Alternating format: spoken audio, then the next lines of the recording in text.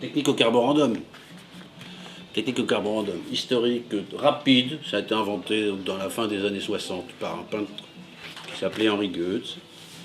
Et puis beaucoup exploité par Coignard, qui a été un peu notre mentor. Le carborandum, il faut que je me déplace. Le carborandum. Allez. Le carborandum. Le carborandum. Ted, il parle un peu, mais parle bien. Il faut que je trouve un outil. Là. Voilà ce que c'est que le carborandum. C'est une poudre comme ça, tu vois. C'est du carbure de silicium. C'est un matériau très dur qui équivaut à peu près à la dureté du diamant. Ce que tu vois sur les marches du métro, c'est pour pas qu'elles s'usent. C'est un polisseur d'ailleurs, ça sert à polir. Ça polit les semelles des souliers. D'abord, on prend une matrice qui s'appelle une plaque tout de même, hein, qui peut être dans n'importe quel matériau, pourvu que ça résiste à la pression de la machine.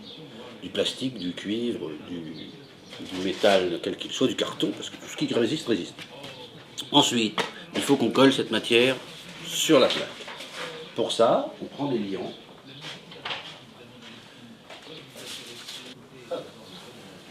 Alors, très simple, on n'a pas vu faire de la matière.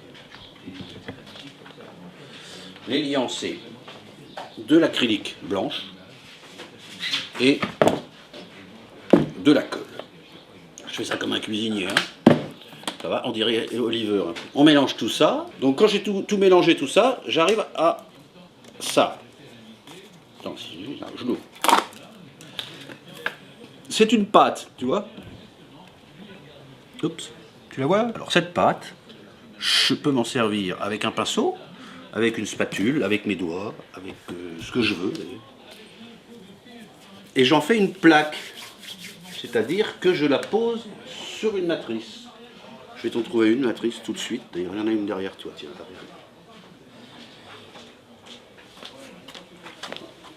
voilà.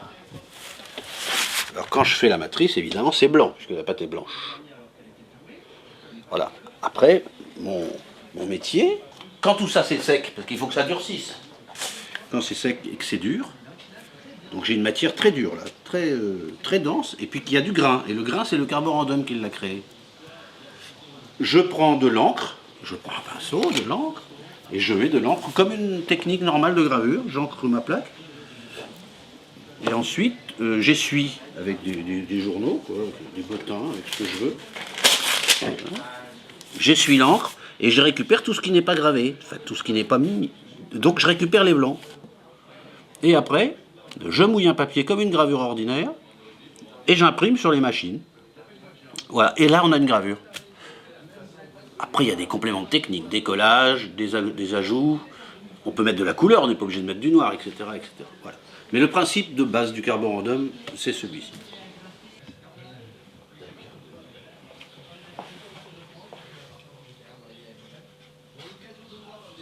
Pour l'exposition Anthony, le propos est de montrer des grands formats. Donc ça va être des gravures de Pincemin, Michel Haas, Segui, Monique Tello, et puis et d'autres évidemment.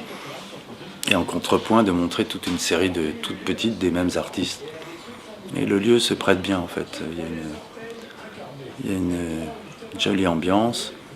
Et je pense que un petit peu toutes les productions qu'on a faites vont prendre un peu place là-bas. Ça va être un plaisir à accrocher.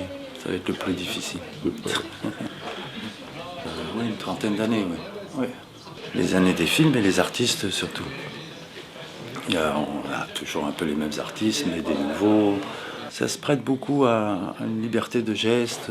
Alors les gens qui ne connaissent pas la gravure ou qui l'ont connue, comme Segui en gravure classique par exemple, quand il a découvert le carborandum, bon, ça a été une nouvelle chose, un nouveau travail, une nouvelle manière de fabriquer les images.